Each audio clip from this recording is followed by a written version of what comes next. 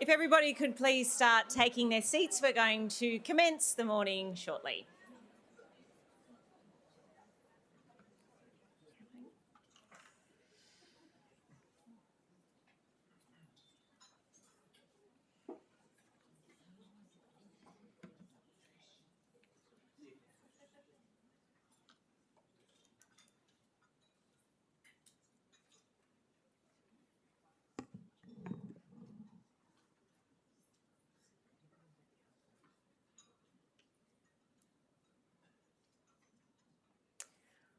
All right, everybody, welcome to the 2024 NCOSS Post-Budget Breakfast. And it is very nice to have you all here. Thank you to NCOSS for hosting this great event, to everybody in the room and those who are online. My name is Ashley Raper and I will be your MC today, and it's really lovely to be back here. I have done this event before. It was very different then. The Treasurer, Daniel Mookie, was the Shadow Treasurer. Matt Keane was still the Treasurer and people still liked him in his own party.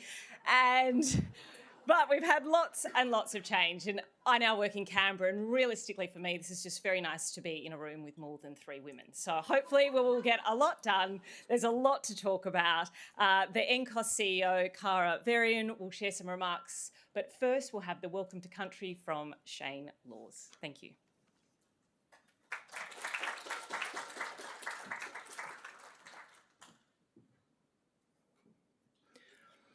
Warami Midiga Gurung Buruk. Hello, friends. Happy to see you. Just a small part of my background for you to understand why I'm here today and my connection to the area. I have a diverse ancestry, being of both Aboriginal and English heritage, but also got a bit of French in there more recently as well.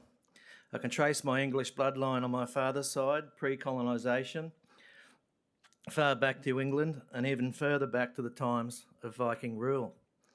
They migrated to Australia on their own free will, seeking the good fortune the new colony could provide and the opportunities which it also continues to do so. The English bloodline on my mother's side, pre-colonisation, I can trace back to England and the crime they allegedly committed, which was the theft of law books from their employer. Their employer even helped defend them in court, but that was to no avail, so they were sent out here on that first wave of ships to the new colony. Still on my mother's side, I'm proud to be able to follow the Aboriginal bloodlines back to 2 separate groups. The Darkinong on my grandmother's side and Burrabarongal, or Darug Burrabarongal, on my grandfather's side. Not forgetting the 60 or so thousand years prior to colonisation through word of mouth, parts of the connection with landscape, songs and the dreaming. Darkinong, for those who are unaware, being the Hawkesbury and Kylo River catchment areas, meaning the little beaches and inlets like Pearl, Umina and Patonga. It also includes the available resources within those areas. Burrabarongal being the Hawkesbury, Nepean and Gross River catchment areas. And we break that word Burrabarongal down, Buru meaning kangaroo, and Buron, which is the bloodline or the family line, and Gal, just generally meaning people or group of people.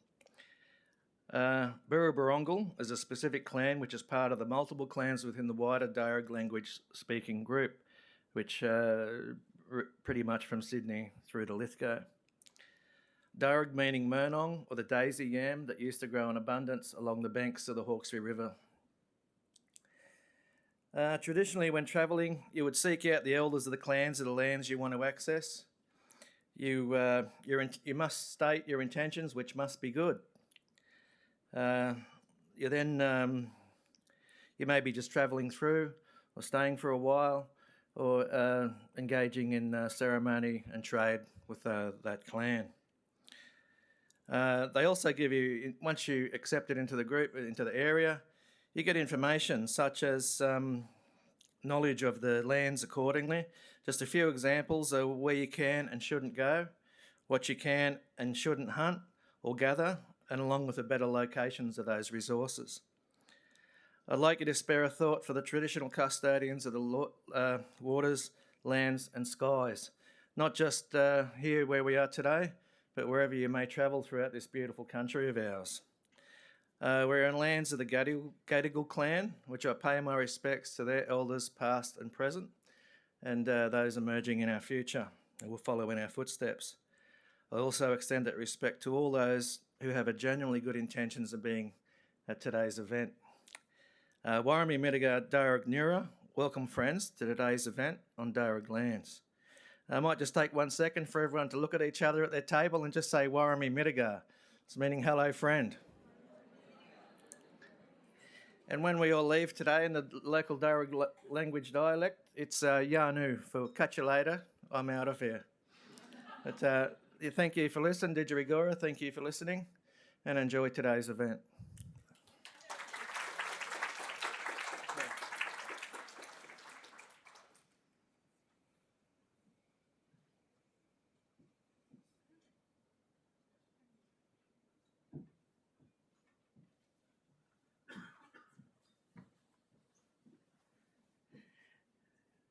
Shane's got to head off to his next events, but before he goes, I want to say thank you for your warm and generous welcome to country. It's a powerful reminder of the strength and the endurance of Aboriginal culture, despite how far we still have to come for self-determination and justice. But thank you, Shane.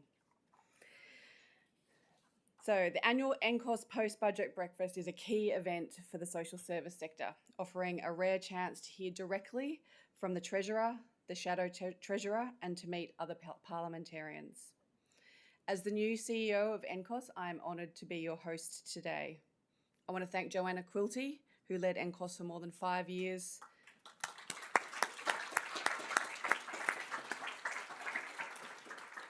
And Ben McAlpine, our Director of Policy and Advocacy, who stepped in when Joanna left for her new role at the New South Wales Reconstruction Authority. I'm delighted that Joanna can join us today, given our sector's vital role in the disaster preparedness, response and recovery. My first 3 months has been an amazing learning experience, and I've had the great fortune of meeting many people within the sector. Thank you for your generous welcome. It's clear that the power of this sector is an extraordinary combination of kindness and strength. Over the coming months, I will also be travelling throughout New South Wales to meet more members and to learn more about the important work and significant challenges that are faced by the community sector organisations and workers. But today I get to welcome you, the NCOSS members, including our President, our Board of Directors, friends and colleagues here and online. We've got about 50 people online. We'll hear from the New South Wales Treasurer, the Honourable Daniel Mookie, and the New South Wales Shadow Treasurer, the Honourable Damien Tudor-Hope. We also welcome Minister Kate Washington and I think Shadow Minister Natasha McLaren-Jones. Minister Rose Jackson was planning to be here, but hello Natasha. Unfortunately, Minister Jackson's unwell and won't be part of the panel discussion, but we're very fortunate to have Rebecca Pinkston to be part of that panel instead, the CEO of Homes New South Wales. Special thanks also to Makita Stubbing from the NCOSS's Lived Experience panel for sharing part of her story today. Thank you to Hester for their ongoing support of NCOSS and in particular their event sponsorship. These types of things are not possible without event sponsorship. Today is a chance for us to delve into the strengths and challenges and risks presented by the budget. Budgets are about choices and they reveal the priorities of government and, in their response, the opposition. A safe and secure home is the foundation of a good life. It is a basic human right that supports access to health, education, social connection and employment. Without it, people are pushed into poverty and insecurity and have no chance to extricate themselves. Across New South Wales and Australia, skyrocketing home prices and rents are pushing more people into housing stress. Few can access social housing and homelessness supports are overwhelmed. Last week, the New South Wales Government made a historic commitment to increasing social housing. We saw the biggest commitment in the state's history towards social housing, and it will create long-term change.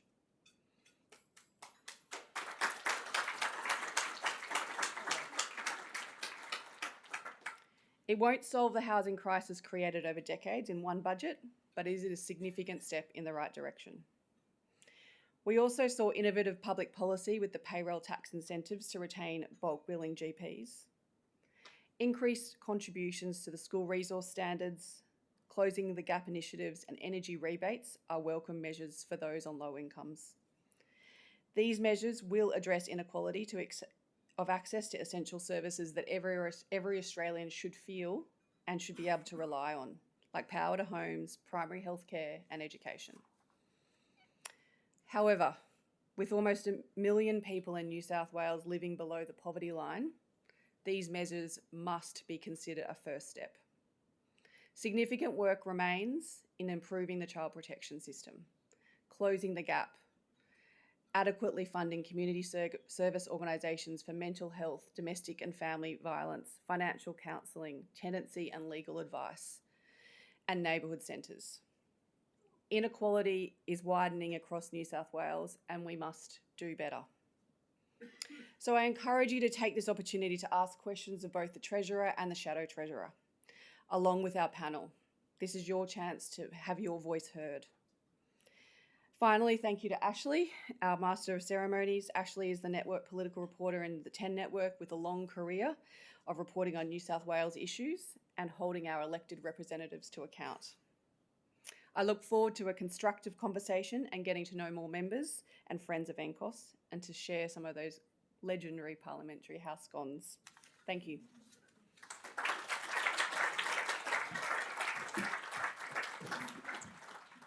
Thank you, Cara. So we are all here today because today is a significant day for the social service sector. It is an opportunity to shine a light on people who are doing it the toughest in our community and the people who work to help them. Now, before we get into today's event, there's just a few housekeeping things in terms of the exits, either where you came in this morning or through there to the right. And if there is an emergency, please follow Parliament House staff. The bathrooms are also out the door where you came in. So now that's out of the way, we can discuss something that really, really excites people, a state budget. But as Cara mentioned, there was something really significant in Daniel Mookie's second state budget, and it was the billions that is going to social housing for new and refurbished homes, maintenance, as well as homelessness services. Now, as Cara mentioned, this is welcome. It has been celebrated by the sector, but this funding alone is not enough to address the housing crisis. And there were other key areas in social services that missed out, and there was limited new cost of living relief. So what does this budget tell us about the government's desire to help the most vulnerable? Will the government look to address further? More money, Mr. Mookie, for our communities in the greatest needs. Now, we will explore those questions. We will hear from the Treasurer, the Shadow Treasurer, and then there'll be a panel. But first, we hear about cost of living. It's a phrase that we just hear. We hear in the media, everybody's talking about it. But today we have somebody here to give us a perspective firsthand on what being at the coalface of the cost of living pressures really are. We have Makita Stubbings. Makita is one of NCOSS's lived experienced advocates. She is a single mum of 4 from Mount Druitt and has faced immense adversity in her life. And we are so happy to have her here today to talk to you all, and she hopes that, you know, her voice will empower others. So we really welcome Makita here today.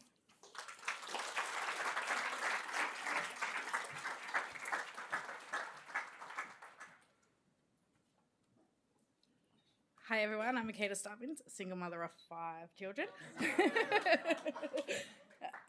I've come here today to give a little bit of a spill, hopefully not too much and I go in rambling. So I grew up in Housing Commission in a struggle life. I lived it myself for 23 years with my ex-partner, with my children's father, and I wanted to make a change for my children, so I stepped out into my community, seen difference. My main thing is I like to be a cycle breaker and make a difference in the world, hence why I'm in LEPA. The government could, yes, give more money, especially for mental health and housing and just the cost of living full stop.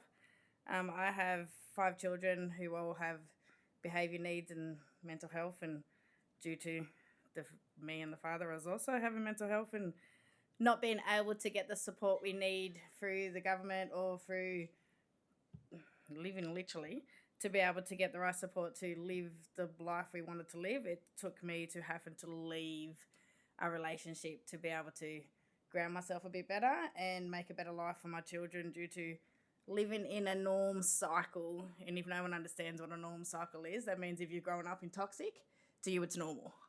It's not until you step out of that box that you realise it's not normal and there is a better life. So it took me a long time to realise that, but the last 5 years I've done nothing but rise and rise and rise.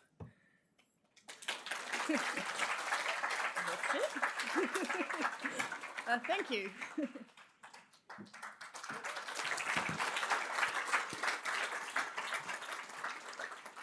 Thank you so much, Vakita, for being here and sharing your story. Now, that's a bit of a hard act to follow. Daniel Mookie, the Treasurer, will now take the stage to tell you about his budget.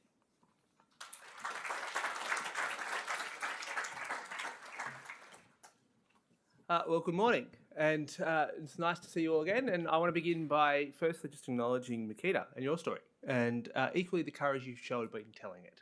And congratulations on you in displaying your agency, and congratulations on you in making the decisions that you've made. And I well and truly appreciate the fact that coming from Maryland myself, these decisions are not easy. And so congratulations to you, and again, thank you for telling your story here today. I do want to begin by, yes, we will clap, yes. I do want to begin by acknowledging that we are on the land of the Gadigal and pay my respects to elders past, present and emerging. I want to acknowledge the leadership of one of New South Wales's finest citizens, and that is John Robertson, the President of NCOSS. And I also want to acknowledge the new leadership of Cara Varian and congratulate you on your new job. Clearly, your first 3 months in the role were better than my first 3 months in the role, and let's hope that you also make such a difference in such an important organisation, and congratulations to you. Joanne Coulty, and I need to acknowledge the fact that NCOSS's loss is the New South Wales Government's gain as well. So it's very good to see you here. Ben McAlpine as well, your Director of Policy Advocacy, is a relentless champion, highly regarded across the entire, both sides of Macquarie Street. And as it turns out, I see Ben a lot when we drop our kids off at Stanmore Public. So I was just reflecting with Ashley, we could have a P&C meeting while we're here as well. So good to see you. Ashley Raper, I thought we were done with you, actually, to be frank, and you're back. So good to see you. I'm looking forward to once more being held to account, as you put it. I do want to acknowledge the presence of the Minister for Community Services, Kate Washington, is here, and I want to acknowledge the fact that in my 20 years of friendship with Rose Jackson, I'm yet to come across anything that silenced her, but as it turns out, the flu did it. So but I'm sure she was very much looking forward to being here, but her office is here, and of course the leadership of Homes New South Wales is too. Can I acknowledge the Shadow Treasurer? As Treasurer, I can't ask for a better shadow than Damien, so thank you very much for your presence, and of course Natasha McLaren-Jones as well. I want to take you through some of the key things that are in the budget, and I want to begin by making the rather obvious point that we are well and truly accept the fact that we are in a housing crisis. We accept the fact that that has huge impact on everybody, those who want to buy a home, those who want to rent a home, but ultimately those who need a safe home to go to because their existing home is not safe. And from the moment we've been elected as a new government, we've been determined to act on the housing crisis in a structured way, in a comprehensive way as well, so that our kids and our grandkids can have the same opportunities as our parents and our grandparents did. But we've acknowledged along the way that isolated from the problems that are in market housing is the problems that have been in social and affordable housing, reflective of the fact that for decades there just hasn't been the adequate levels of investment. And that is a point that NCOSS has made, that's a point that Shelter New South Wales has made, that is a point that lots of the Community Housing Industry Association has made, that's a point that Homelessness New South Wales has made. And in essence, I well and truly accept that it's taken decades, and that advocacy has been hard, and it's involved more disappointment than it has involved progress over many points of time. And it's required a tremendous amount of resilience from the sector, from the people who you serve, from the organisations that provide these excellent services at such a tight way. It's been a point that you've kept on the agenda. And if it wasn't for the fact that NCOSS, shelters, homelessness, all the organisations, Domestic Violence New South Wales, all the organisations, if it wasn't for your advocacy, this issue would have dropped off the agenda altogether. And it would have been easily to be forgotten, it would have been easy to be dismissed, it would have been easy to have as a paragraph in a budget statement and not necessarily much more. And so last week, where I was acutely conscious of the fact that when we did announce $6.6 billion in new funding, it wasn't the government beneficence. It was a reflective of the fact that A, the people in New South Wales need the investment, but B, this sector has made the case. And so I'm here actually to say thank you and to pay tribute to you, not the other way around, for the work that you have done over many years and the very specific work that you have done in the last 6 months to work with the government so we can pull this off. And I really do pay tribute to you for that hard grind, that hard advocacy. The money that we announced last week is historic. No government in New South Wales history ever has announced this much money in terms of new investment for public housing. $5 billion, $5.1 billion going towards the construction and refurbishment of 8,400 new dwellings. $1 billion going towards upgrades for 33,500 homes that are managed by the Land and Housing Corporation. So people's roofs get fixed, so their toilets work, so we deal with the mould. So really basic work that people shouldn't have to take years to get fixed. A big blitz there. $527 million additional for homelessness services as well. So we are pleased that we were able to do it, and we were pleased that we well and truly accept the fact that it is an important component of a comprehensive response to our housing crisis as well. So thank you for your hard work, and thank you for helping us in the last few period of time. I did want to acknowledge that at the outset. In terms of the broader budget as well, we were eager to determine to protect this particular investment through a lot of the setbacks that happened to us in this budget process. We did lose $12.6 billion from Canberra, which I'm sure Ashley will take up, when we lost GST income. It's had a huge effect on our capacity to do a variety of different reforms that we otherwise would have been in a better financial position to do. But we were pretty determined not to make sure that would stop us from making this investment. That's a challenge for us going forward, and that is something that we're going to have to continue to work on.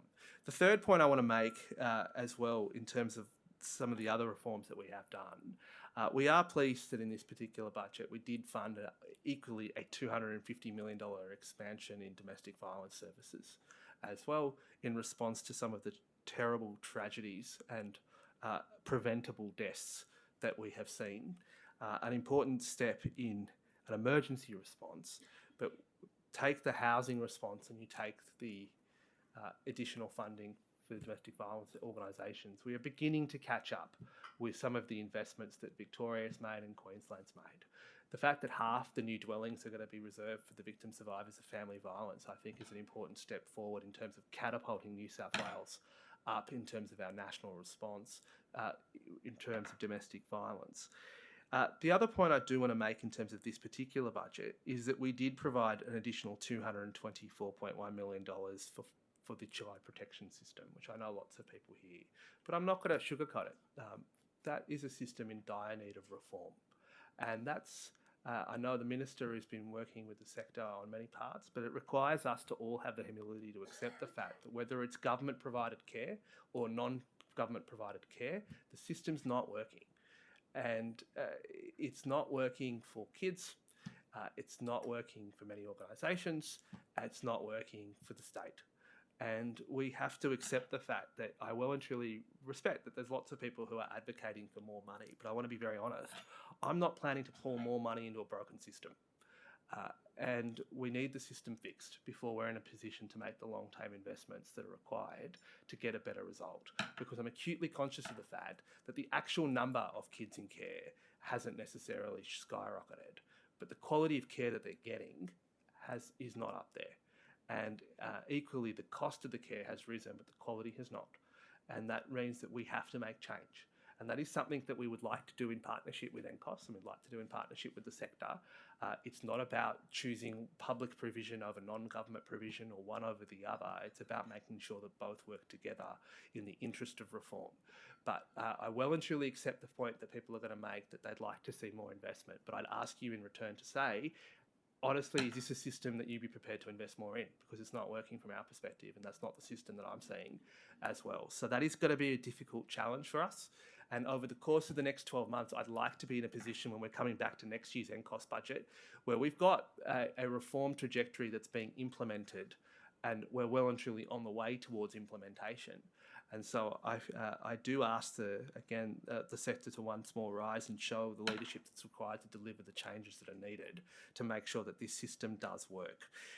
Final point I'll make in respect to this particular budget is that we did increase funding for public schools. And that is something which does affect very much. As a child of public schools myself, it is the way in which we catapult people up, and it's the way in which we provide opportunity. And so I'm very much looking forward to ideally reaching a resolution with our federal government about the future of the funding agreements with our public schools. But I'm really pleased that in this particular budget, we have fast-tracked New South Wales' commitment to reach a 75% share by 2 years. We have a tough conversation ahead of us with Canberra about how we do the rest, but we are pleased that we are amongst the first states to have hit that milestone as well, and that does going to see in this particular budget an additional $500 million going to our public schools and a $1 billion maintenance blitz for them too. So they get the ability to get their roofs and their bubblers fixed as well, which is very important. I know that the budget was given last week. I respect the fact that already in the first 20 minutes, the sector's put in its bids for budget 3. It's along the lines of, well, it's nice that you did this, but what have you done for me lately? I let that spirit continue, and I look forward to working with you in the course of the next 12 months to see what further change and further progress we can make. Thank you very much for having us.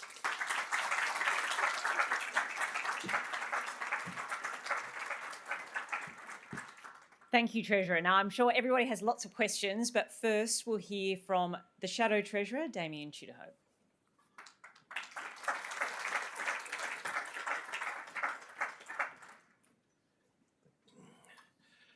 Thank you, Ashley, and I also start by endorsing the welcome to country from Shane earlier. I say this in relation to this budget. The Treasurer says that he couldn't wish for a better Shadow Treasurer. That's probably a problem for me. It probably means that he's got my measure, and probably in many respects he does. But the first observation I'd make in relation to this budget is this. The government this year received an extra $43 billion in taxes over the next 4 years. And you have to ask in this room, what is there to show for it? Now, I'd be naive to suggest that we would not embrace the housing reform that the Treasurer has outlined. I welcome the admission that we need to do more in relation to what we rhetorically call the housing crisis. There is a significant investment in social housing, a significant investment in affordable housing, and there is also an investment in relation to essential workers to ensure that they have access to accommodation in locations closer to where they are currently living. All those things are, in fact, in many respects, things which governments should do and are doing. The problem that in many respects faces many of us and faces New South Wales generally is, most of the program that the Treasurer has announced and the budget's announced won't be delivered for 4 years. The problem we have is that this is a problem which exists now. And you have to say, looking at this budget, what is there which is being done now in relation to that part of the sector which is crying out for cost of living relief and support, and should have been addressed by the government. Some of the things which they have done are worthwhile. However, there is a lot which they have neglected to do, which could have been done. And the first thing I'd say is that this is a budget which lacks any acknowledgement of the demand and requirement for rental reform. If there was one thing that we can do about a housing crisis now, it is to do something about the queues of people which we see lining up for rental accommodation or opportunities right now, in terms of making sure that those people get proper access and proper treatment in respect of opportunities to rent properties. And that means rental reform in relation to landlords' obligations in respect of the rental which they are asking, and not conducting auctions in respect of rental accommodation on the premises while queues of people are trying to rent that property. There was potentially opportunities for rental assistance in respect of a large segment of that community which needs access to emergency accommodation, and providing rental assistance as a component of the budget. And I come back to this. $43 billion over the next 4 years in additional taxes is a significant draw from the people of New South Wales, and which the Treasurer, in many respects, has not balanced properly in terms of the manner in which it has been spent. The Treasurer, in his remarks, referred to the relationship with the Commonwealth. And there's a narrative which he has developed in respect of this budget and in relation to the economy generally in New South Wales, is that he has lost $12.6 billion by way of a reduction in Commonwealth funding as a result of the determination of the Commonwealth Grants Commission last year for the distribution of GST. Well, that narrative in many respects requires you to accept that New South Wales should have received the same level of GST distribution as it had in previous years. The Treasurer well knows that the Commonwealth Grants Commission makes distributions of GST according to a formula which is predicated upon the income which it has received during the previous year. And he knows, and I keep telling him this, but he won't listen to me, he knows that we were receiving record amounts of transfer duty from the escalation in housing prices. He knows that we were receiving record amounts of coal royalties in relation to coal which was being exported from New South Wales. And in that regard, any Treasury official worth their salt should have known and predicted that there would have been a reduction in GST income. And in fact, in the Treasurer's own budget papers, the true figure is revealed that the loss of GST income was not $12.6 billion, as he is wont to suggest, but $6.2 billion, and that was the loss which is the true loss in relation to GST, and which he should acknowledge and not keep saying that he should continue to get the amount which we had previously get. One thing I will say to the Treasurer is this: we are hand in glove with him in supporting a better distribution for the people of New South Wales from the Commonwealth in terms of what we should be getting as a proportion of the GST distribution. No doubt about that. But there is a funding formula which has been in place for not probably as long as he's been alive, not quite as long as I've been alive, but as long as he's been alive, relating to the manner in which the GST income is distributed. And it should have been known to him, and it's a fallacy to continue a statement that continues to be part of his narrative that we have been dudded by the Commonwealth. There are a few things I think that also ought to be looked at. I think I welcome a bill which was passed through Parliament last week in relation to portable long service leave. I think that was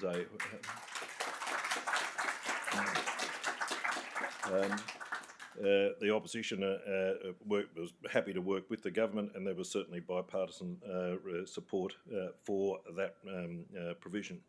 There were some, and I think the Treasurer will acknowledge that, there were some concerns that we raised in relation to it, which he was more than willing to accommodate in ensuring that long service leave contributions were protected. One of the things that we do acknowledge is the requirement to ensure that people who are escaping family violence receive and organisations which support them receive the level of funding which they can and deserve to receive for the purpose of ensuring people escaping from family violence are protected and well looked after. What I just say in relation to that is that the Commonwealth, in fact, has provided money to the state for the provision and extension of further family violence counsellors throughout New South Wales. The delay in implementing and delivering that funding is reprehensible. It is funding which should have been delivered, and those family violence workers and counsellors should have been in place. There was funding for 118 additional domestic violence workers, which was supposed to be in place by the 30th of June. That's 1 week away, and they're still not in place. And that funding has been available since December last year, and for the government not to have put that in place is, in many respects, reprehensible. One additional thing I would say is in relation to working with children. Wasn't it petty and mean to increase the fees for people who want to get working with children checks? You have to say that notwithstanding that volunteers get working with children checks for nothing, an increase from $85 to $105 for working with children checks, while delivering additional income to the government, and I think they've got $180 million from that additional thing. It's an unnecessary indicator to the community that people who are paediatric nurses or first-year teachers who have to go and get their working with children check, we say to them, we want to grab more money from you in relation to a working with children check. So there are some reasonably mean things contained in the government.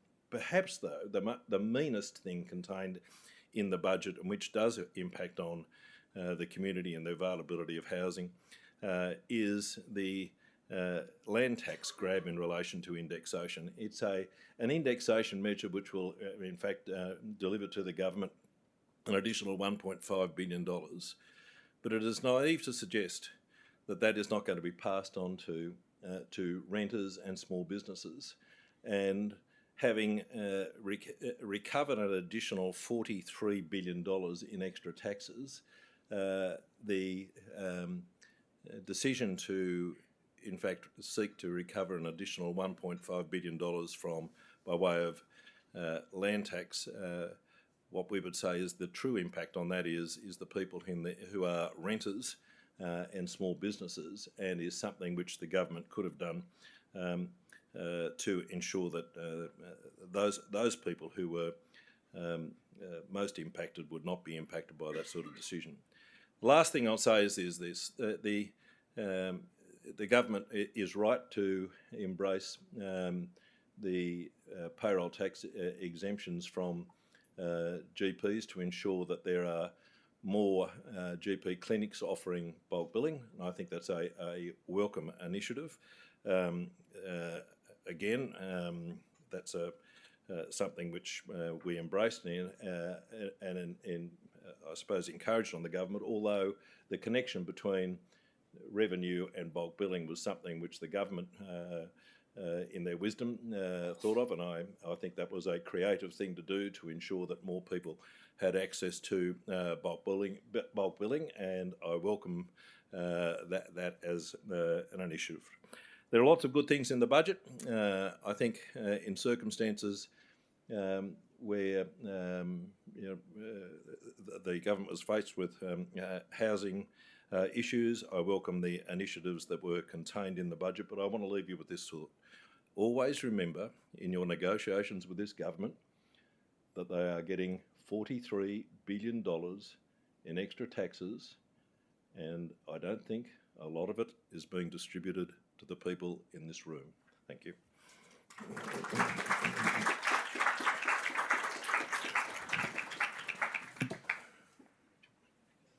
All right, don't run away, Shadow Treasurer. Thank you. And I'll invite the Treasurer back up. And I know that you want to have this debate about GST. This is not the time. We're not debating the GST deal. If there's anybody who grew up in WA and wants to actually come up and argue, but this is not why we're here.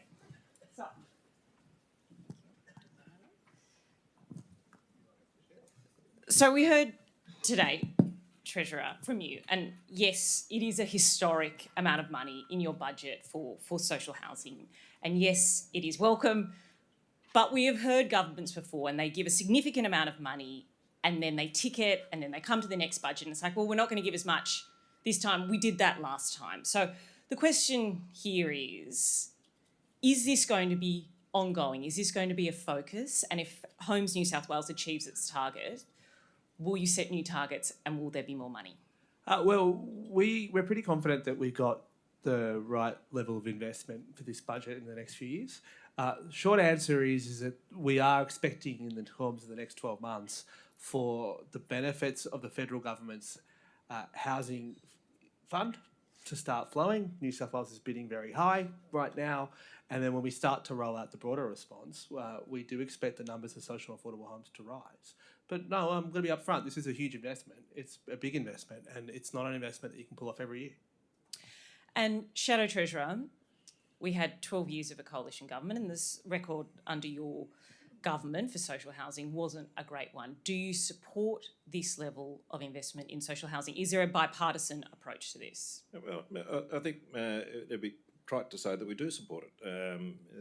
I think that there is circumstances for increasing the level of stock of social housing available. But one of the other things I think we do also welcome is the investment in maintenance for existing stock of social housing stock, which we have in New South Wales. And I think that investment is also a worthwhile thing. But the thing I would say about that is all that is just the business of government. We shouldn't be making a virtue out of what we should be doing. It is maintaining properties which we own, like the same way as we try and maintain our own homes.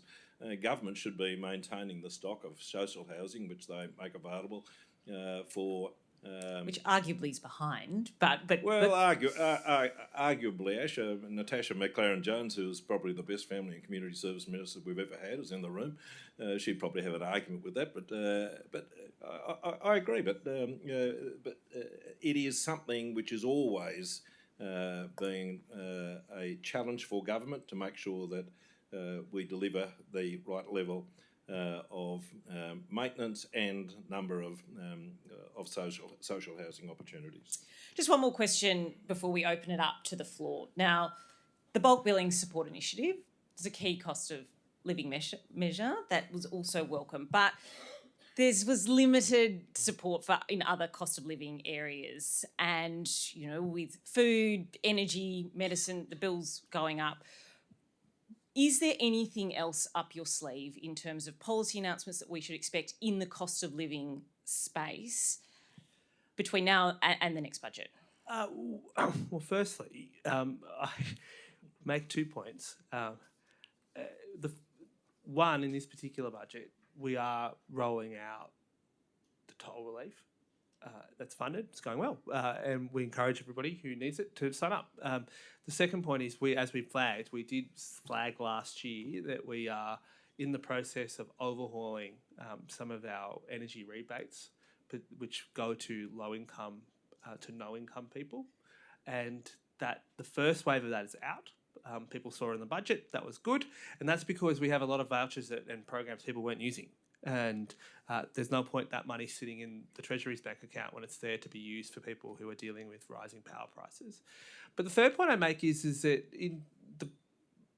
right now, in terms of cost of living, there's no point me giving money out if all that happens is that the RBA puts up interest rates. And in a time of high inflation, endorsing the same strategies you lose at the time of low to no economic growth isn't sensible. And so we had to get the balance right. It hasn't been an easy call. The strategy that this government is determined to implement is it's relief plus reform.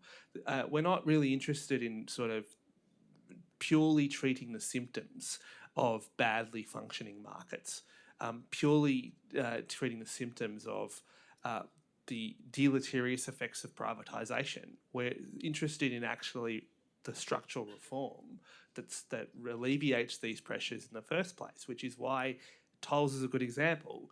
We have 11 out of 13 roads currently operating that are in private hands, privatised, each of which see a 4.5% increase in prices every 3 months.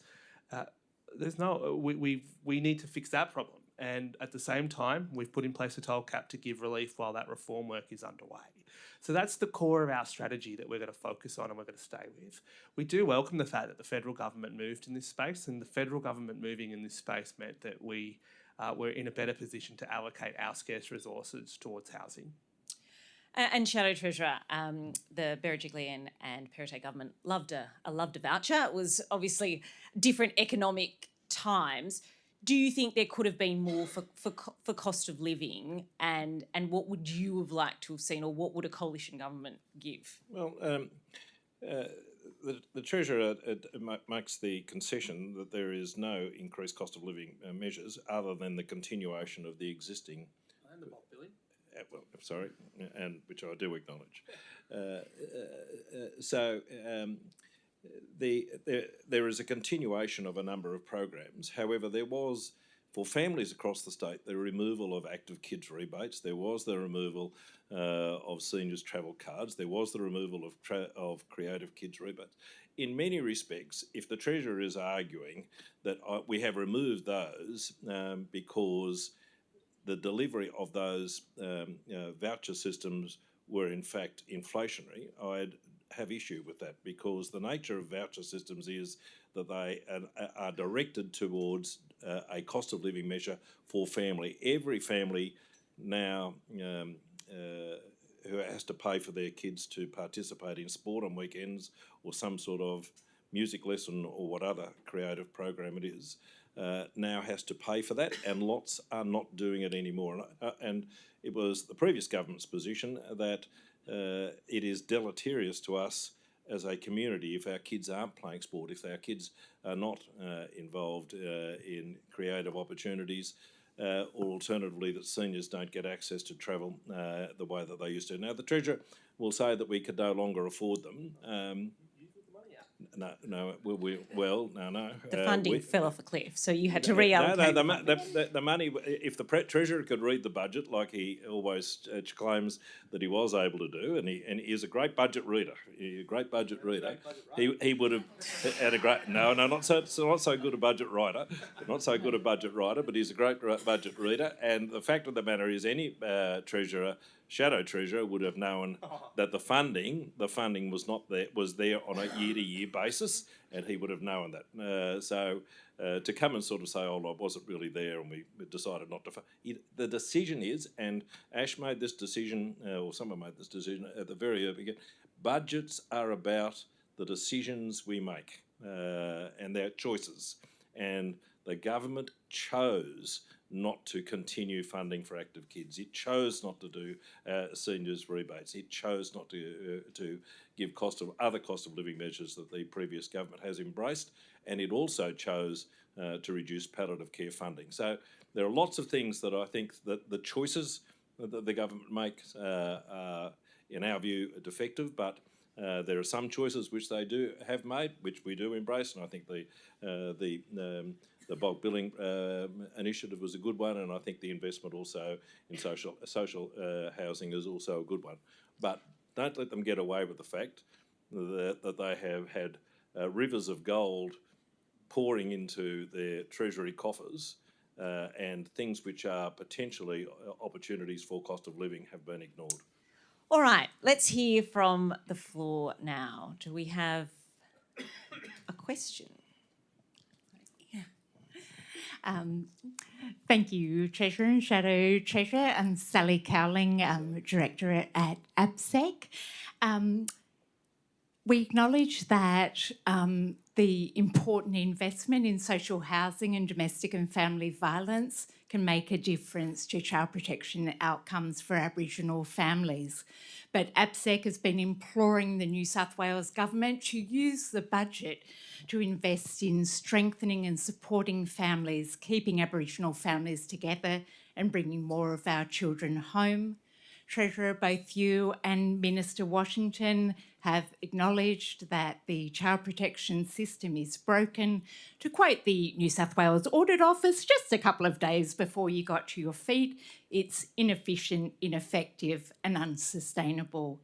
But despite this, the budget didn't have any new significant investment in early intervention. It did not redirect resources from the crisis end of the system. APSEC and so many others in the sector aren't asking for more money. We're saying, please spend the money differently. So my question is, what will it take for the New South Wales Government to significantly redirect investment to early intervention and prevention support, especially supports that are Aboriginal designed and community led? Well, it's a great question. And I've got to say, you're knocking on an open door. I mean, you are absolutely knocking on an open door. We want to switch the money from crisis intervention to early intervention. We would love nothing more to do it. I had to find an additional $227 million in this year's budget in order to make sure that the crisis response can continue.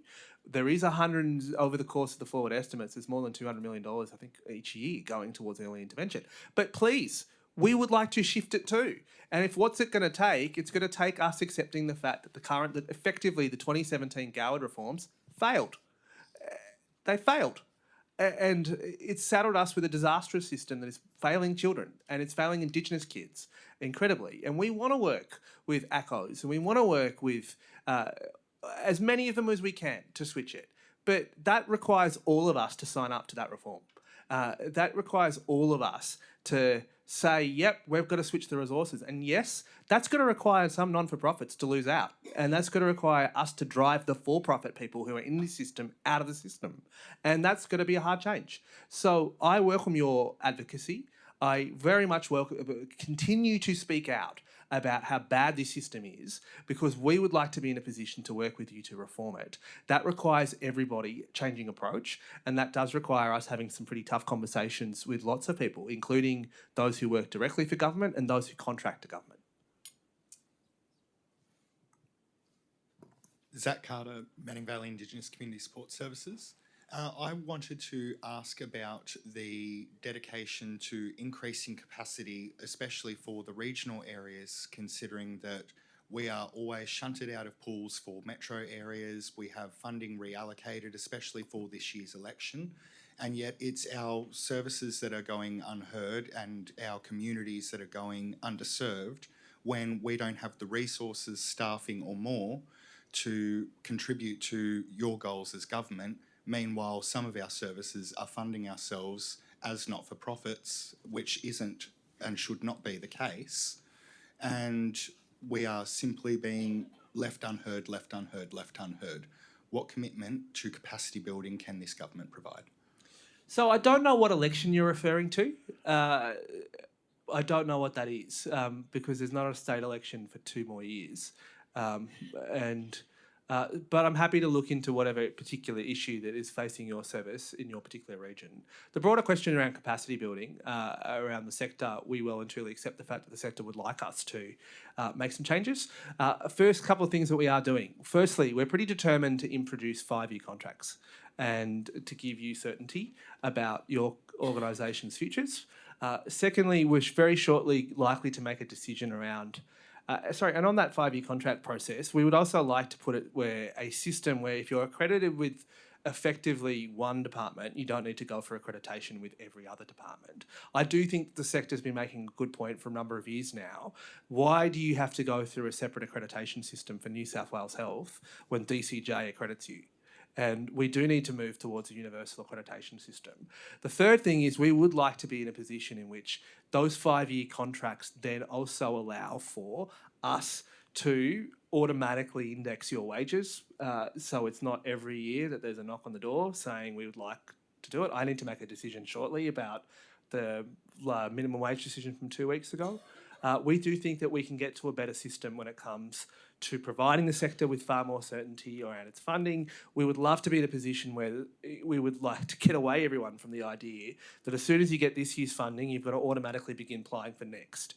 And we think that's a really important step. The final point, as the Shadow Treasurer made, we just introduced portable leave.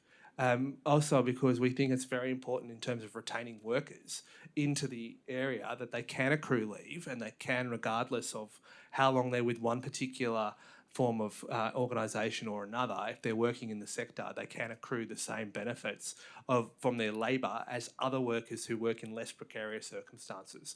We acknowledge the fact that NCOSS and the ASU especially have been advocating very hard on these issues. That is our response in terms of capacity building. That is us delivering what we said we would do at the election, which is to shift towards that contract system. I think the work that I'm getting is going well in terms of the design of that system. We look forward to rolling it out. Another from the... Hi, I'm Sarah Marland from CLC New South Wales, Community Legal Centres. And first of all, I'd like to congratulate you on this budget. I know that we provide over 200,000 services to 54,000 people every year, and this will make a really big difference. But community legal centres have actually been left out of any investment. We provide 80% of our centres provide services on domestic and family violence, and none of that $250 million came to us. There was a $30 million boost to legal aid and $120 to private solicitors, and none of that came to us either. And my question is why? Well, because we've been working with Domestic Violence New South Wales on the emergency phase of the response. We well and truly appreciate the fact that there's a huge investment that's required in a bunch of things, and no, we can't solve it all in one budget. And in addition, what we have done in this particular budget is that we have put aside an additional $45 million to make sure that our courts work at all hours, and that people particularly who find themselves in need of protection on weekends, court orders, get access to it. So like you're right to say, it's been tough. Again, I would have much preferred a lot of these decisions to be made before we got here. I know community legal centres have have been advocating for a long time for additional funding from both the Commonwealth and the New South Wales Government. Yet we do have to make tough choices. I accept that. That is why, incidentally, that we are working with the sector on what are the best way to make those choices. I do think that I don't want to get to a scenario where it is, in order for community legal centres to win, legal aid needs to lose. And our investments going into legal aids and into some of these other things is important. Equally, we actually are providing additional funding as well for Aboriginal legal services as well. And so first to accept that not everyone is going to be thrilled with every decision we make. I would love to be in a position where I can be able to solve all problems in one budget, but I can't. All right, we probably have time for 2 more questions.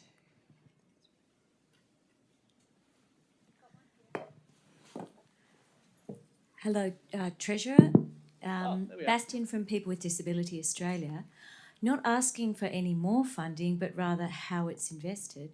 We would like to see a commitment by this state to join our peer states in committing to the livable design standard so that all housing is accessible to the 1 in 5 Australians who have a disability, and all of us who, if we're lucky enough to live long enough, are going to end up needing houses that accommodate mobility needs. Great. I'm going to confess I'm aware of the fact that there is a disability standard. I am aware of the fact that the planning minister is engaging. I don't know where that's up to, so I'm happy to come back to you on that. Okay, one over here, Tricia. There we go. Hi, Julie Charlton, youth advocate and disability advocate. I just want to thank you both again for being here today. Along the same line as the last question, but a little bit more broad, as to, as you know, an accessible world for disabled folk is an accessible world for everybody. What is the trajectory forecasted by this government to support disabled people in housing, health, wellbeing, and cost of living? It's a great question. Look, a lot of this is going to turn on the outcomes of the reforms that are being contemplated by the federal government to the NDIS. And that is a crucial agreement, and it's a crucial system that we are craving more detail from the federal government as to what they're proposing, because in order for the New South Wales government to therefore be in a position to make the investments we need in education, make the investments we need in health, we need certainty.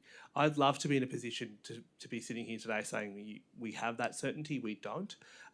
In this particular budget, we have put aside an additional $10 million to make sure that the New South Wales government can lead the nation when it comes to the NDIS reforms. And that is something which is at the forefront of the national cabinet work that we're doing, which means that it's not a great answer for you right now, but it's crucially important that in terms of the trajectory of the NDIS, this massive investment that the nation has made that has been overdue, that does require reform and does require change. That is something which we're working very tightly and closely with the disability sector on. And equally, it's going, in order for us to properly understand what is required of the state governments to step up, again, in the provision of disability services, we are waiting for that outcome of some of that work. Outside of the NDIS, because someone like me who is not eligible for accessible housing has to go into the private market. So how are we making housing accessible? Homes New South Wales is probably in a better position to take that through, I think, in your next session, to be able to talk you through specifically around the social housing intervention for people with disabilities, and equally the building standards that we're likely to apply over that. So I'll have to leave that question to the experts who are directly responsible for that form of intervention. Okay, and one final question from NCOSS, over to Ben. Hi, Treasurer, Shadow Treasurer. This is a question from the online poll from Natalie Meyer. Will this government consider core funding for NGOs as the primary organisations in our communities and first on the ground after disasters? Look, I guess it turns on what do you define as core, but it's sort of, I don't know. Like, it's a short answer. Right now, we're in the midst of a big reform in terms of disaster recovery and disaster rollout. There's lots of lessons being learnt. The fact that we've just put new leadership in the Reconstruction Authority and is very important. The fact that your former CEO is a key part of that is a good signal, I think, about the direction that we want to take. We have a lot of work to do ensuring that fundamentally New South Wales gets better at this. Can't but help observe that Queensland has a lot more, unfortunately, experience in this than we do. And equally, there's a lot of lessons to be learned from other states' response. We did provide in this particular budget an additional $4 billion on disaster recovery. Equally, a lot of that is going towards repair of physical infrastructure, but we've also set aside more money in respect to the homes programs that need to happen there as well. And so it's fair in mind to say that no, it's at the top of mind that how well is this going on behalf of the government. And I want to acknowledge as well that a lot of the work that was set up here was set up by the former government, and they did a good decision to particularly form the Reconstruction Authority and to reform some of the organisations prior. But the long and short of it is that this is going to be a work in progress, and it's going to continue to be a work in progress for quite a while. All right, well, please join me in thanking the Treasurer, Daniel Mookie, and the Shadow Treasurer, Damien Tudorhope. Thank you for your time today.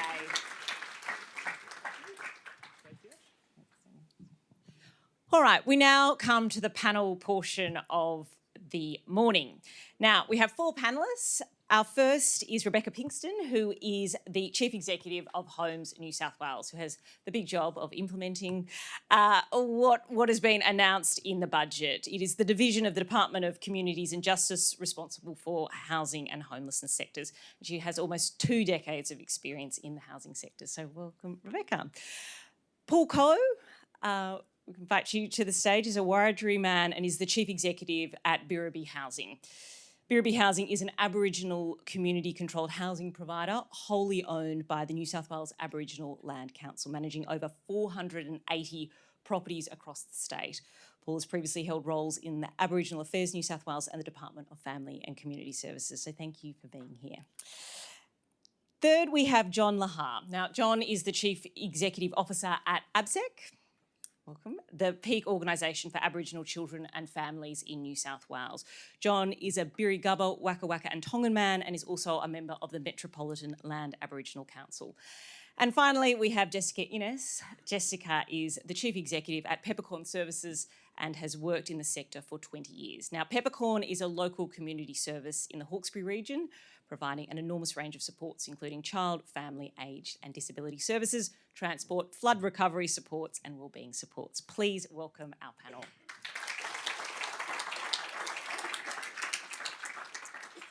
Well, firstly, we'll go to you, Rebecca, and the mic is there. Now, there's been a lot of talk today about this social housing package. It's your responsibility to hit the goals. Now, what are the risks here in getting this plan and implementing this plan, and what role do you see that the sector here will play in helping with the delivery? Well, first of all, I'd acknowledge that we're on Gadigal land and pay my respects to elders past and present. Look, it's phenomenal investment.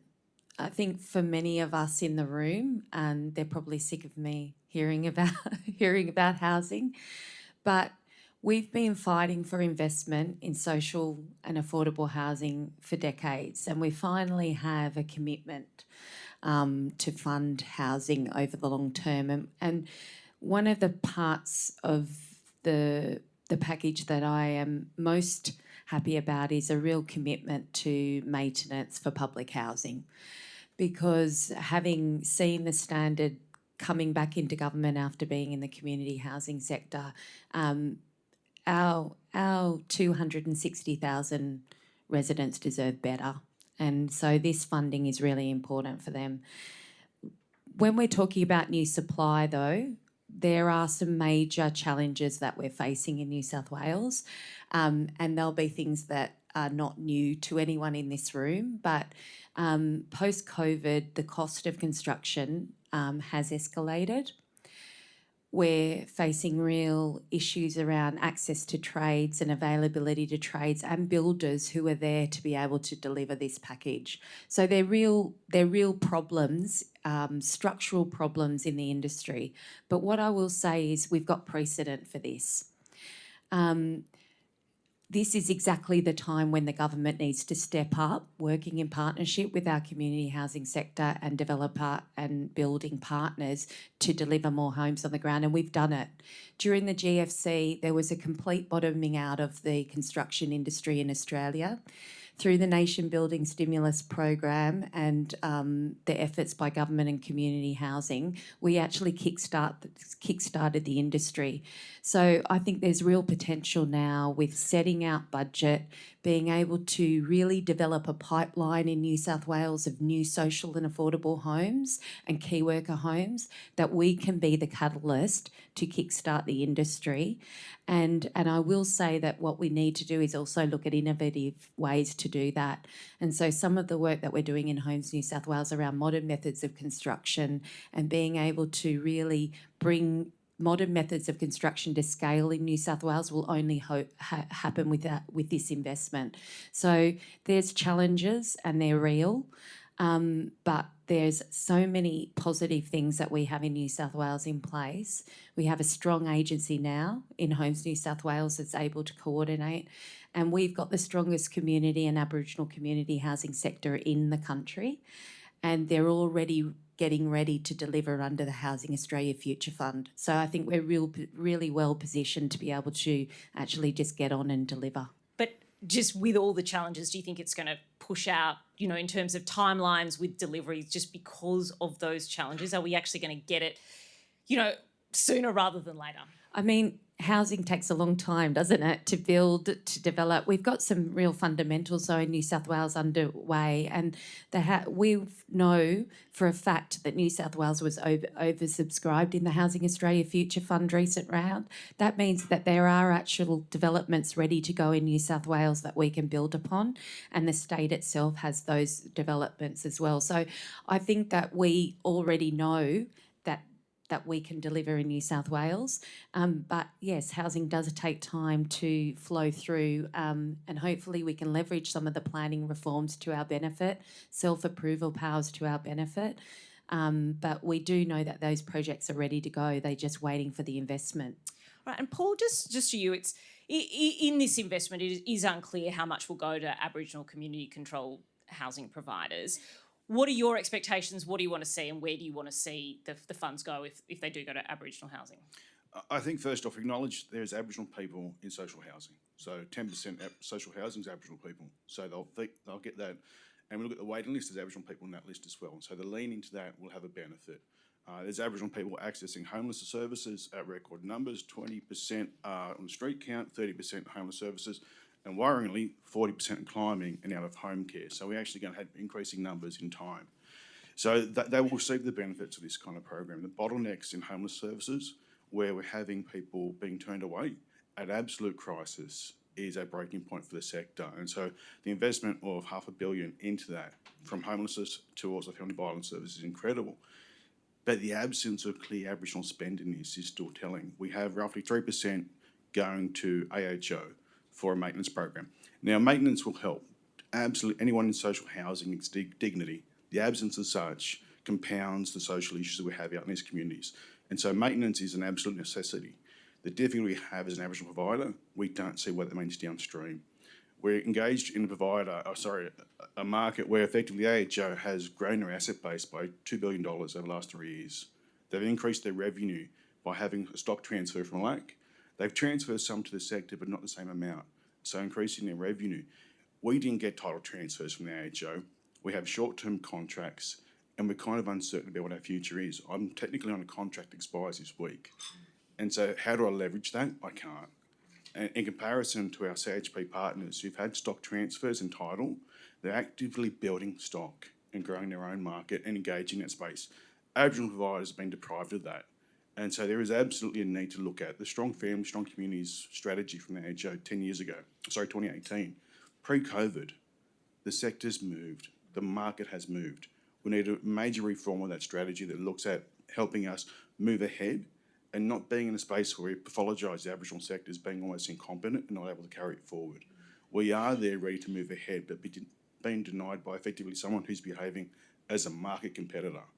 Now, let us come into this space and help deliver for Aboriginal peoples rather than sit back and just wait for what's the crumbs of this program. Have you found the government receptive to this issue?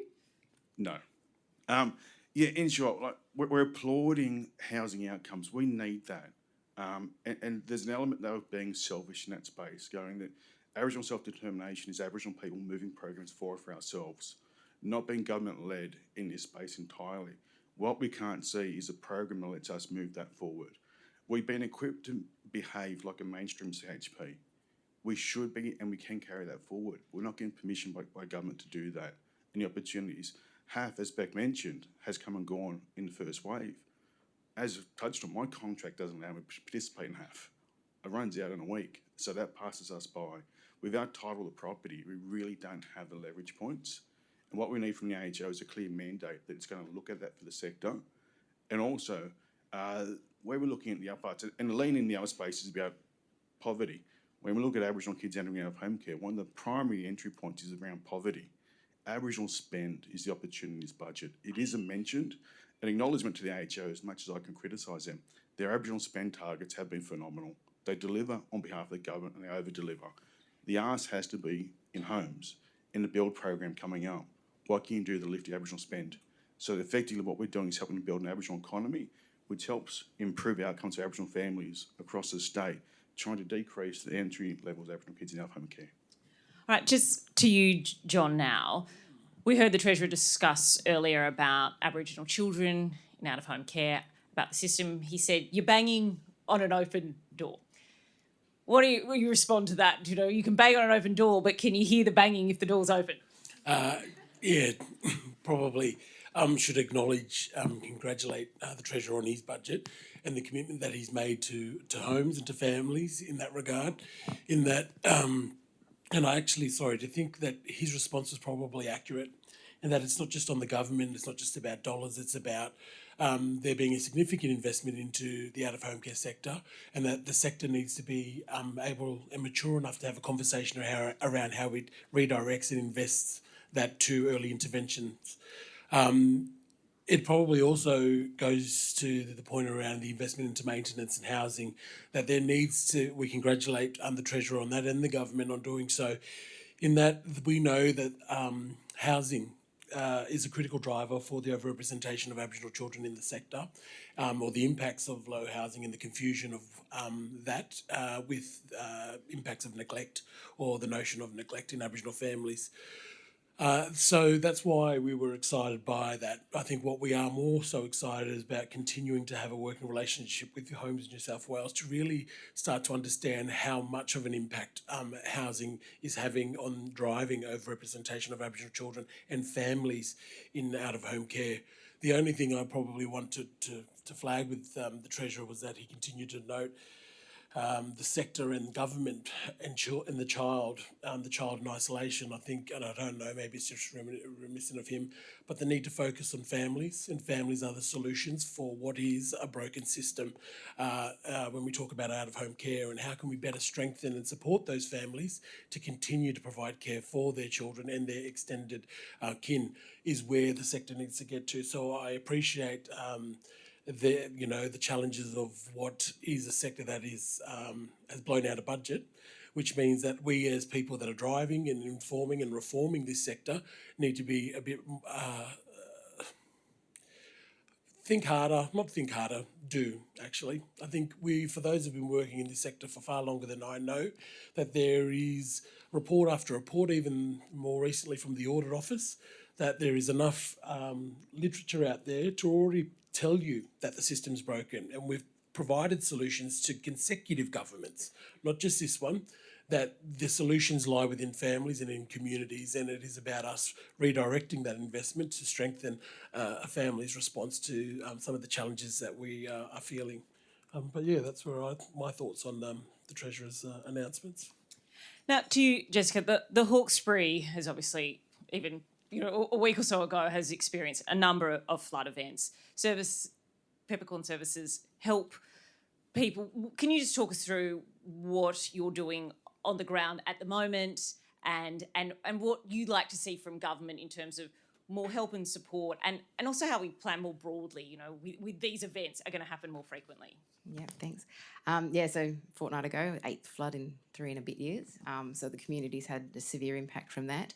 We really welcome, I suppose, the housing aspect. The very first community worked with was 88 residents in a caravan park who were placed there through social housing in the most unbelievable living conditions I've ever seen. The time to get those people placed into housing was really, really quite appalling in what is a very, very devastating time. So as an organisation, we've now supported over 4,500 people in the Greater Western Sydney floodplain evacuate, recover, rebuild. Our biggest concern at the moment, whilst housing stock could come, is that we're going to continue to build on floodplain. So that really has to be factored into social policy moving forward.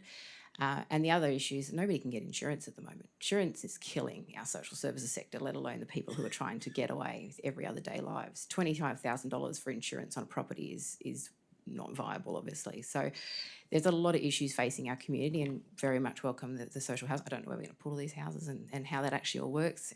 That's not my role to think that widely, but there are a lot of issues with the cost of living that are starting to impact. We talk about builders, we talk about insurance.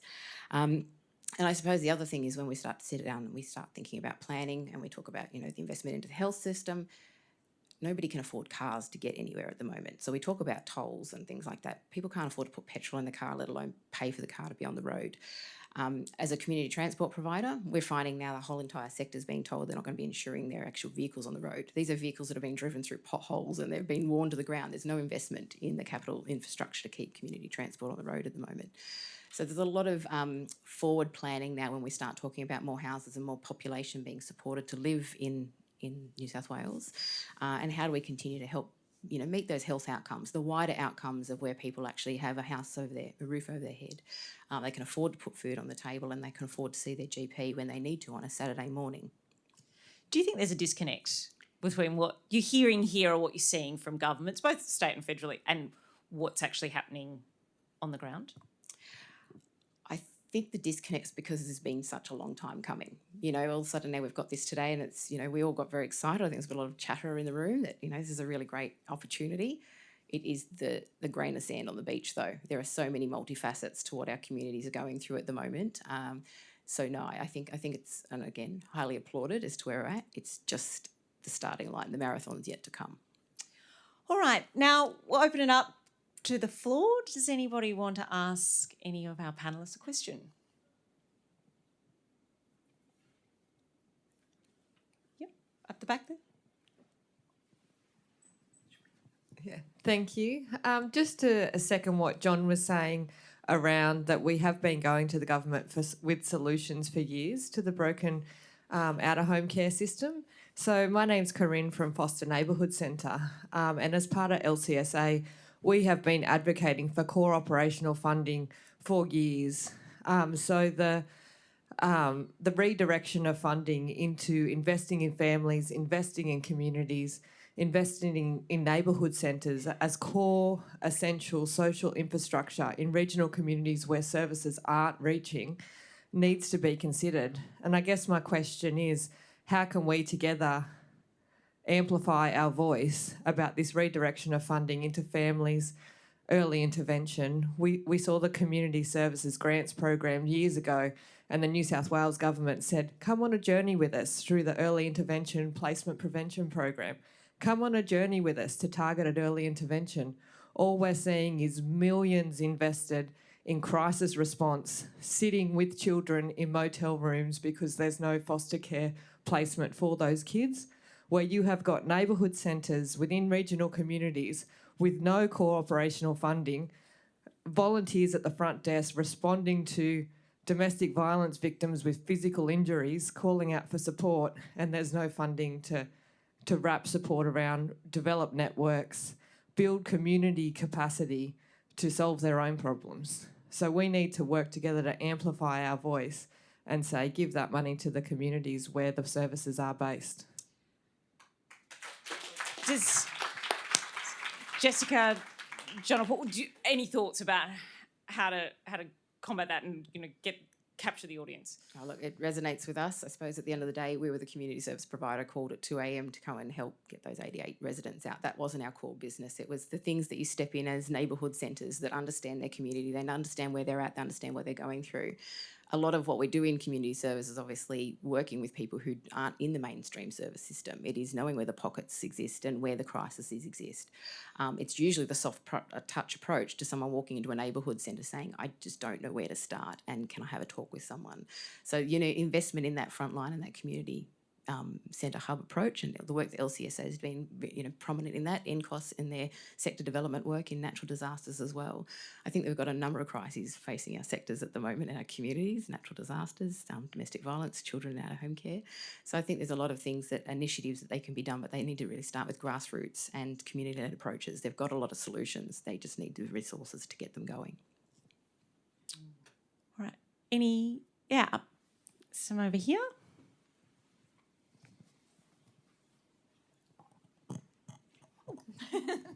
Thank you.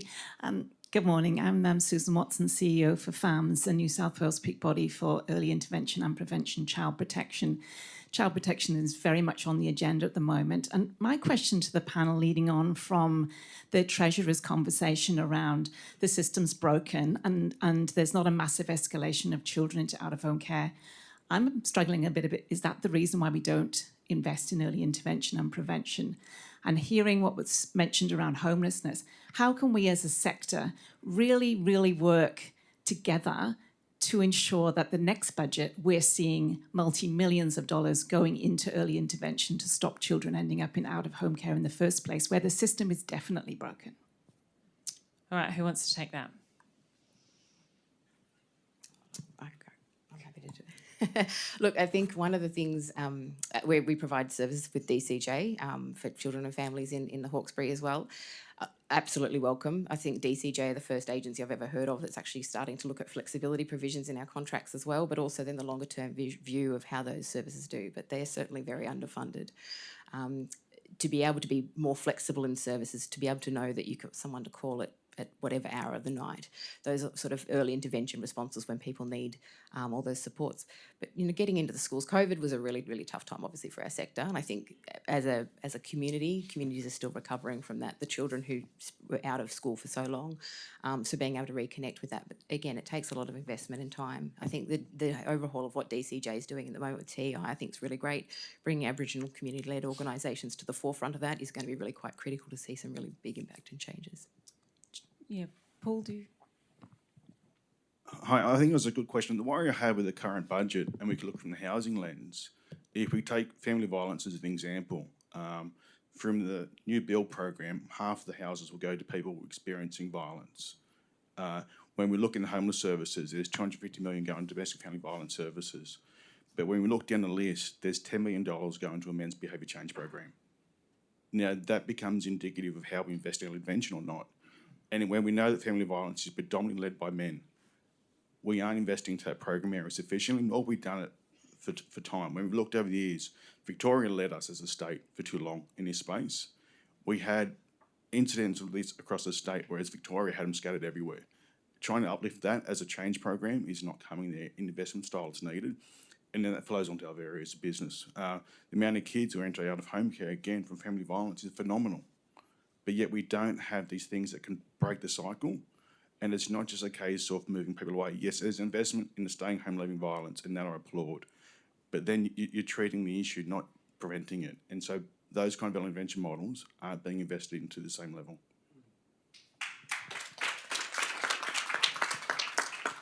Right, there was someone at the back. And down the front. Sorry, down the front. Sorry, I can't see behind. You go. Get me to the post, John. Solange, no, you go, Solange, you go. Sorry. Oh, look, this is following on from Susan's question. It's Solange from Vinnie's New South Wales. John, this is a question for you.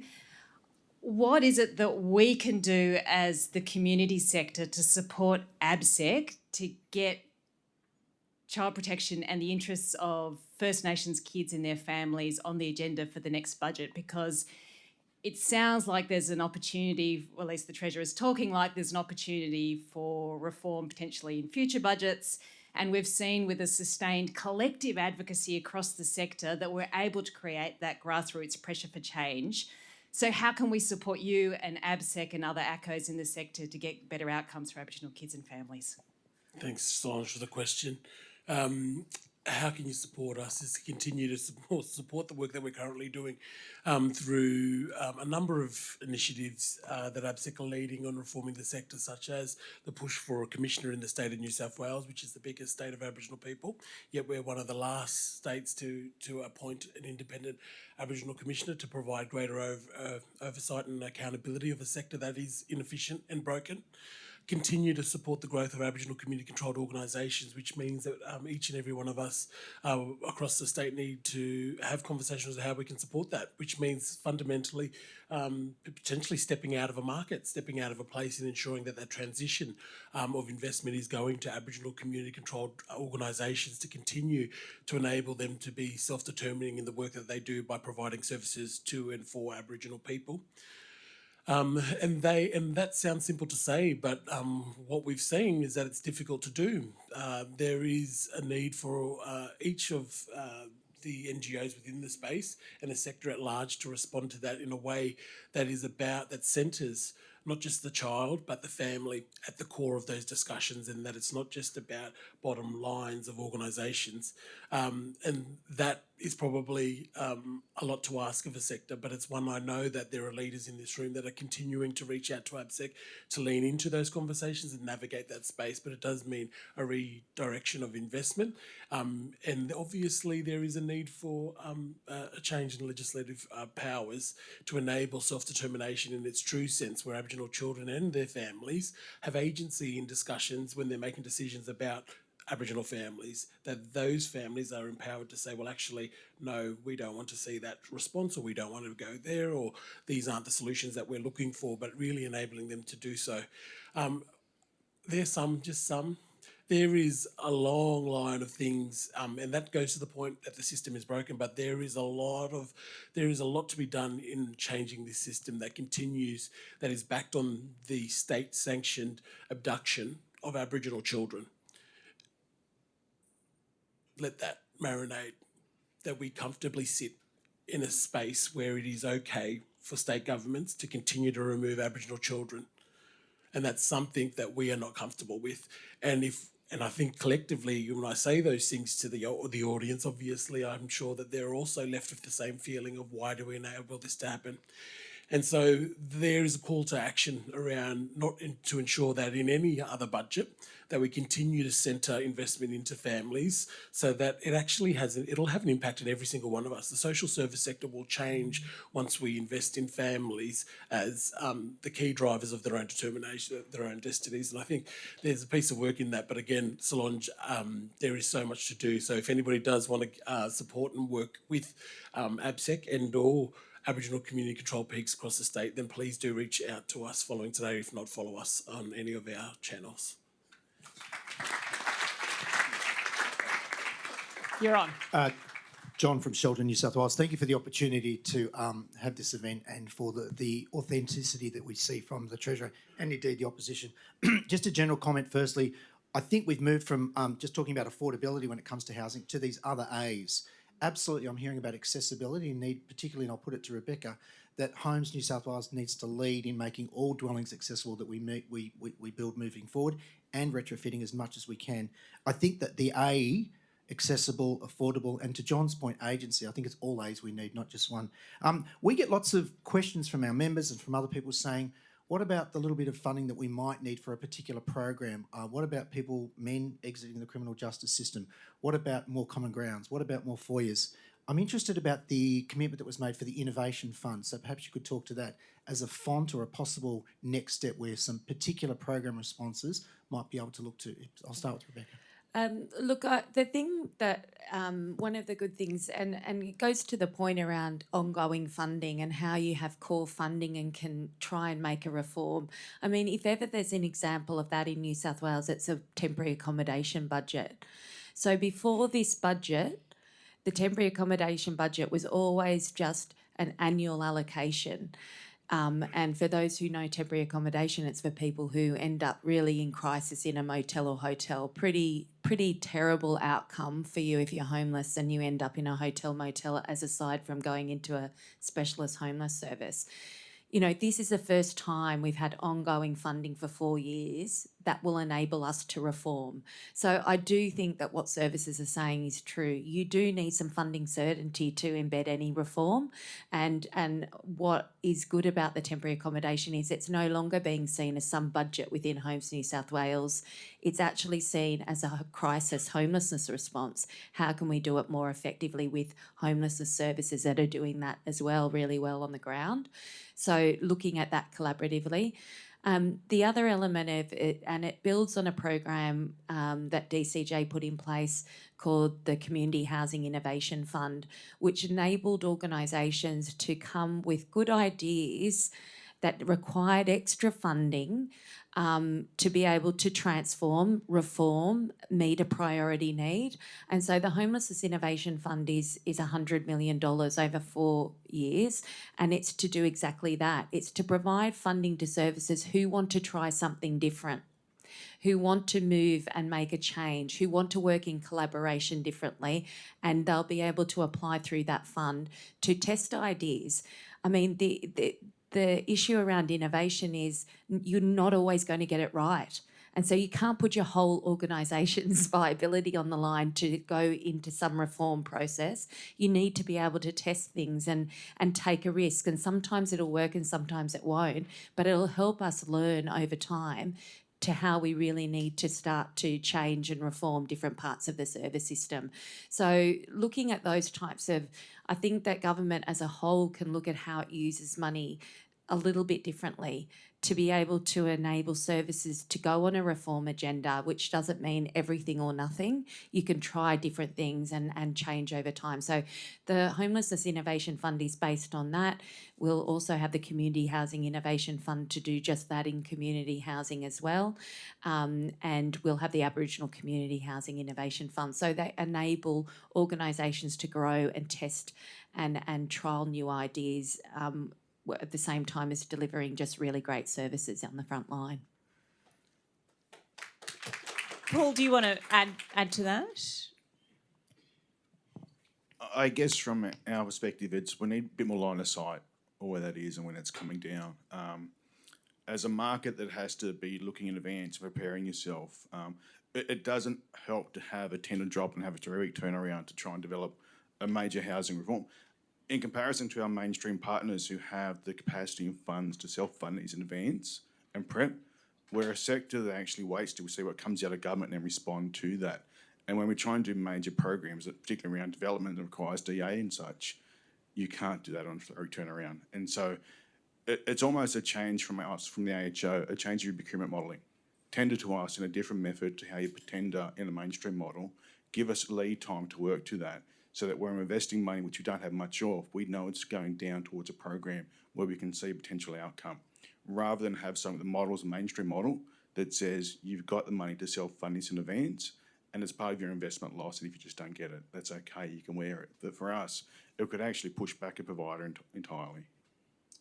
All right, thank you. And thank you to our 4 panellists. That brings our panel portion and the breakfast to an end, so please thank our panel.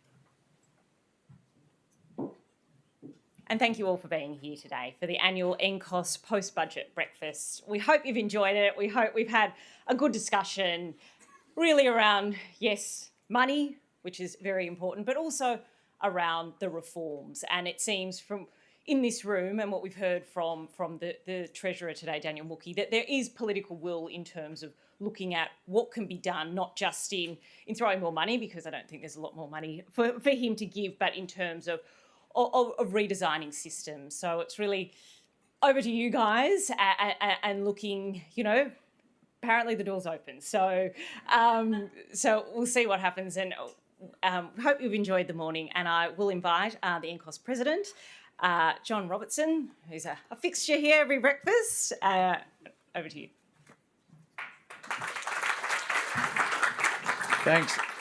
Thanks, Ashley. And Ashley's about to jump on a plane now and fly back to Canberra, so it's a big effort to come, so we really appreciate it. I also want to thank Makita for sharing her story. They say people fear public speaking more than death. You did a great job, and it takes a lot of courage not just to come up and speak to a room like this, but also share something so personal and intimate. So thank you to you. What I hear today is there's still a lot of challenges that this sector confronts, and I think that's going to be an ongoing reality probably for all time, sadly. But what I take from today's breakfast and also from the budget is the fact that persistence can pay off. If I think about this budget and I think about the announcements around housing and investment in housing, we touched briefly, or it was touched on briefly this morning, about portable long service leave, something that this sector's been campaigning for well over 15 years. And it says that persistence can pay off. And one of the great things about NCOSS is that it's been led by great people like Joanna and now led by a great person like Cara Varian, that it's NCOSS leading this sector, collaborating with this sector that can make those changes. That change doesn't happen overnight as much as we'd like it to, but change takes time, it takes courage, and it most importantly takes persistence, and ultimately we can succeed as a sector. So the one thing I would say to you all is the budget, I think, was very pleasing, and we ought to have celebrated in the way that we have done with the significant investment. It has been decades of neglect, frankly, from both sides of politics when it comes to housing, when it comes to affordable housing. And we all know in this room there's so much more to do in that space alone, let alone some of those other issues that have been canvassed this morning. But I would encourage you to keep the faith that as a sector, led by NCOSS and the other peaks, that we can continue to improve the lives of people who need support, who need help, and most of all need control. Because it's the control piece, it's the ability to stand up that delivers dignity. And I've thought a lot about dignity recently, and I think John used the term once. Dignity is the measure that we ought to be placing on all our governments as a measure going forward. Not a wellness index, not a happiness index, but a dignity index. The ability for people to live with dignity and what that looks like. And I think for all of us as a sector working in this area, dignity is the thing that we all strive to deliver to the people across our community.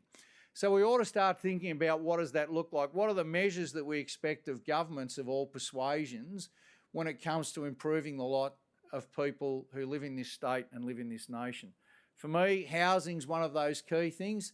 Unsurprisingly, running food bank, you would expect me to say access to good, quality, healthy food is another. Access to education are three things that spring to mind for me and things that were touched on here this morning. Dignity is what we all strive for. It's what we want to deliver. And frankly, it's what people want to live with. So let's keep the faith. Let's keep moving forward. Let's keep working towards uplifting people who need that support. And we can do that through NCOSS and the other peaks. And in wrapping up, I'd say we can also do that outside. There's a stand-up breakfast and network outside that wraps up in about 45 minutes. So please take the opportunity to network, introduce yourself to people, and just spend some time thinking about what we've talked about this morning and the opportunities and the challenges that still lie ahead. And thank you for coming. I should have said thank you to Natasha McLaren-Jones, the Shadow Minister, for staying. I know the Minister only just left. Thank you to both of you for also being here, as well as our other guests. Thank you all for your attendance and your ongoing support, and enjoy the rest of your day.